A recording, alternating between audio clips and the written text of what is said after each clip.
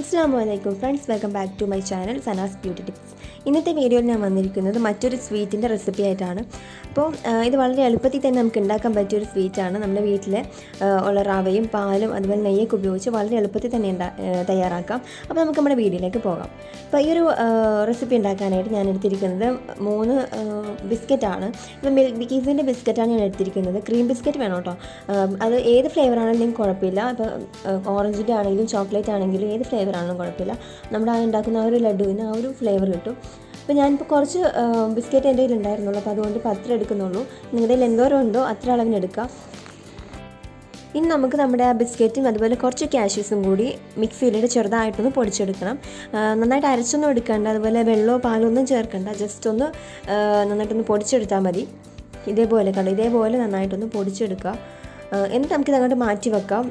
നമുക്കിനിത് last ചേർത്ത് കൊടുത്താൽ മതി. അപ്പോൾ നമുക്കിത് അങ്ങോട്ട് മാറ്റിയിട്ട് ബാക്കി എങ്ങനെയാണ് ചെയ്യുന്നത് നോക്കാം. അപ്പോൾ എന്താ അടിക്കട്ടിയുള്ള ചീനച്ചട്ടി എടുത്തിട്ടുണ്ട്. അതിലേക്ക് ആദ്യം ചേർക്കുന്നത് 2 ടീസ്പൂൺ നെയ്യാണ്. അപ്പോൾ നെയ്യ് തന്നെ തയ്യാറാക്കാൻ നോക്കുക കേട്ടോ. നെയ്യ് തയ്യാറാക്കിയാലാണ് നമ്മുടെ ഈ ഒരു ഈ ഒരു ലഡുവിന് നല്ലൊരു ടേസ്റ്റ് ഉണ്ടാവുള്ളൂ, നല്ലൊരു ഫ്ലേവർ ഉണ്ടാവുള്ളൂ. അപ്പോൾ നെയ്യ് തന്നെ എടുക്കുക. ഇപ്പോൾ 2-3 ടീസ്പൂൺ നെയ്യ് നിങ്ങളുടെ ആവശ്യത്തിനനുസരിച്ച് ചേർത്ത് കൊടുക്കുക കേട്ടോ. ഞാനിപ്പോൾ കുറച്ച് മാത്രമേ ഉണ്ടാക്കുന്നുള്ളൂ. നിങ്ങൾ അധികമൊക്കെ ഉണ്ടാക്കുകയാണെങ്കിൽ അതനുസരിച്ച് കൂട്ടിയും കുറച്ചൊക്കെ കൊടുക്കാം. ഇനി ഇതിലേക്ക് ചേർക്കേണ്ടത് കാഷ്യൂസാണ്. നന്നായിട്ട് നെയ്യ് നന്നായിട്ട് തിളച്ച് വരുമ്പോഴത്തേക്കും ചൂടായി വരുമ്പോഴത്തേക്കും കുറച്ച് കാഷ്യൂസും കൂടി ഇട്ടിട്ട് നന്നായിട്ടൊന്ന് വറുത്തെടുക്കണം. കാഷ്യൂസ് ഇടുമ്പോൾ അതൊന്ന് ചെറുതായിട്ട് ഇതേപോലെ ഒന്ന് ഒടിച്ചിട്ടിട്ട് കൊടുക്കുക കേട്ടോ. ഒരുപാട് വലിപ്പത്തിലൊന്നും എടുക്കരുത്, നമുക്ക് ഉരുളയാക്കേണ്ടതാണ്. അപ്പോൾ വലിയ വലിപ്പത്തിലൊക്കെ ഇട്ട് കഴിഞ്ഞാൽ നമുക്ക് ഉരുട്ടിയെടുക്കാൻ പറ്റില്ല, പൊടിഞ്ഞു പോരും. അപ്പോൾ ചെറുതായിട്ടൊന്ന് പൊടിച്ചിട്ട് ഇതേപോലെ ഒന്ന് ഒടിച്ചൊടിച്ച് നമുക്ക് ഇട്ട് കൊടുക്കുക. നന്നായിട്ടൊന്ന് ഒരു ചെറിയൊരു ബ്രൗൺ കളർ ആവുന്ന വരെ നന്നായിട്ടൊന്ന് വഴറ്റിയെടുക്കാം.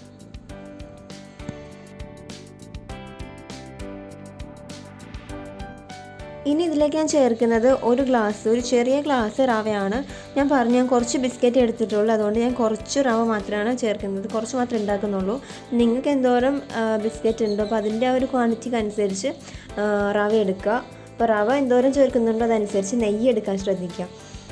അപ്പോൾ നന്നായിട്ടൊന്ന് നെയ്യിൽ ഒന്ന് മൂപ്പിച്ചെടുക്കണം.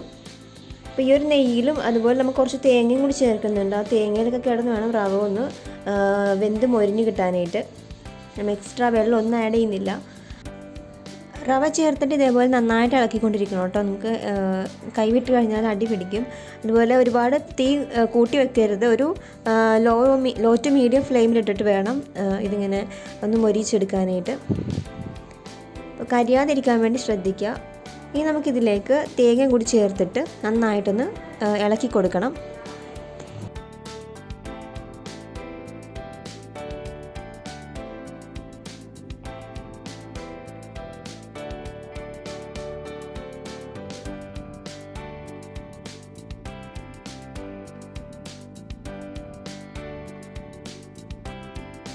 ഇനി ഇതിലേക്ക് ഞാൻ ചേർക്കാൻ പോകുന്നത് പഞ്ചസാരയാണ്. അപ്പോൾ പഞ്ചസാര ചേർക്കുമ്പോൾ ആവശ്യത്തിന് ചേർക്കുക. കാരണം നമ്മൾ ബിസ്ക്കറ്റ് എടുക്കുന്നുണ്ട്. ബിസ്ക്കറ്റിലും ക്രീമിനൊക്കെ നല്ല മധുരമുള്ളതാണ്. അപ്പോൾ ഒരു അളവിനനുസരിച്ച് നോക്കിയിട്ട് കുറച്ച് മാത്രം ചേർത്ത് കൊടുക്കാം. അഥവാ പോരാതെ ഉണ്ടെന്നാണെങ്കിൽ നമുക്ക് ലാസ്റ്റ് ചേർത്ത് കൊടുക്കാം. അപ്പോൾ ഞാനൊരു 4 ടീസ്പൂണോളം പഞ്ചസാര ചേർത്തിട്ടുണ്ട്. എന്നിട്ട് നന്നായിട്ട് ഇതേപോലെ ഇളക്കി കൊടുക്കുക. പഞ്ചസാര ഒന്ന് മെൽറ്റായി വരണം. ഇനി ഇതിലേക്ക് ചേർക്കേണ്ടത് 2 ഏലക്കയാണ്. 2 ഏലക്ക നന്നായിട്ടൊന്ന് പൊട്ടിച്ചിട്ട് അതും കൂടി ചേർത്ത് കൊടുക്കാം. ഏലക്കയുടെ പൊടി ഉണ്ടെങ്കിൽ അത് ചേർത്ത് കൊടുത്താൽ മതി. ഇനി എല്ലാം കൂടി നന്നായിട്ട് ഒന്ന് മൊരിഞ്ഞു വന്ന വരെ നന്നായിട്ട് ഇളക്കി കൊടുക്കുക. ഇടയ്ക്ക് ഇത്തിരി എടുത്തിട്ടൊന്ന് ചവച്ച് നോക്കുക കേട്ടോ. നമുക്ക് റവ ചവച്ച് തിന്നാൻ പറ്റുന്ന ഒരു പാകത്തിന് സോഫ്റ്റായി കിട്ടിയിട്ടുണ്ടോ എന്ന് നോക്കുക. ഇല്ലെന്നാണെങ്കിൽ കുറച്ച് നേരം കൂടി ഒന്ന് ഇളക്കി കൊടുത്തു കഴിഞ്ഞാൽ നമുക്ക് നന്നായിട്ട് സോഫ്റ്റായി കിട്ടും. ഇനി ഇതിലേക്ക് നമുക്ക് ചേർക്കേണ്ടത് ബിസ്ക്കറ്റാണ്. പൊടിച്ച് വെച്ചിരിക്കുന്ന ബിസ്ക്കറ്റും കൂടി ചേർത്ത് എല്ലാം കൂടി നന്നായിട്ട് മിക്സ് ചെയ്തെടുക്കാം.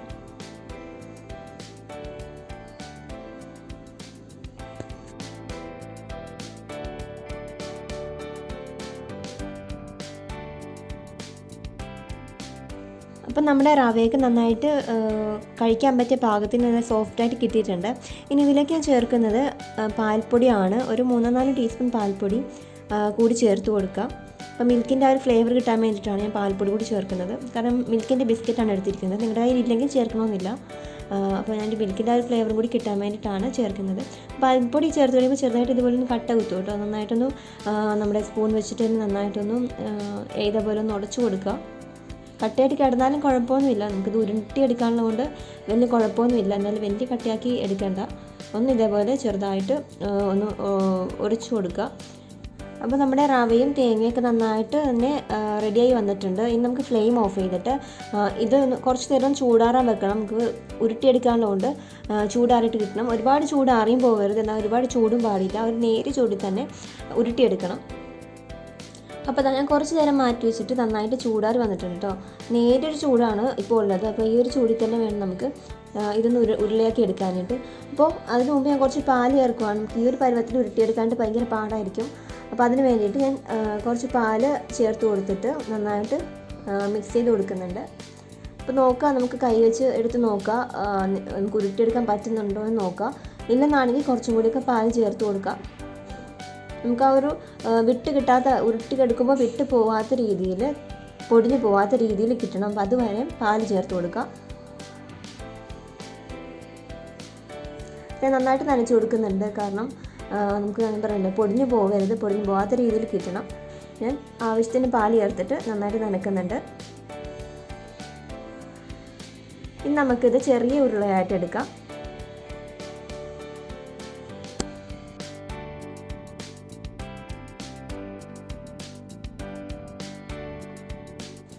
നിങ്ങളുടെ ഇഷ്ടത്തിനനുസരിച്ചുള്ള വലിപ്പത്തിലാക്കുക കേട്ടോ. ഞാൻ ചെറിയ ഉരുളകളാണ് എടുക്കുന്നത്. ഒരുവിധം വലിയ ഉരുളകളൊക്കെ എടുക്കാം. പിള്ളേർക്കാണെങ്കിലും കാണുമ്പോൾ കഴിക്കാൻ തോന്നും. അതുപോലെ ചെറിയൊരു മുന്തിരിയൊക്കെ കുത്തി വെച്ച് കഴിഞ്ഞാൽ അത് ഭയങ്കര അട്രാക്റ്റീവ് ആയിരിക്കും കാണാനായിട്ട്. നമുക്ക് ലഡുവിൻ്റെ ആ ഒരു എഫക്റ്റ് കിട്ടും. അപ്പോൾ നമ്മളിതിൽ എന്താ പറയുക, കളറുകളൊന്നും ചേർക്കുന്നില്ല. നിങ്ങൾക്ക് കളർ വേണമെന്നാണെങ്കിൽ ഒരു നുള്ള് കളർ എന്തെങ്കിലും ചേർത്ത് കൊടുക്കാം. ഓറഞ്ച് കളറോ അതുപോലെ യെല്ലോ കളറോ എന്തെങ്കിലുമൊക്കെ ചേർത്ത് കൊടുക്കാം. നിങ്ങൾക്ക് ഇഷ്ടമുള്ള ഒരു കളറിലൊക്കെ എടുക്കാം.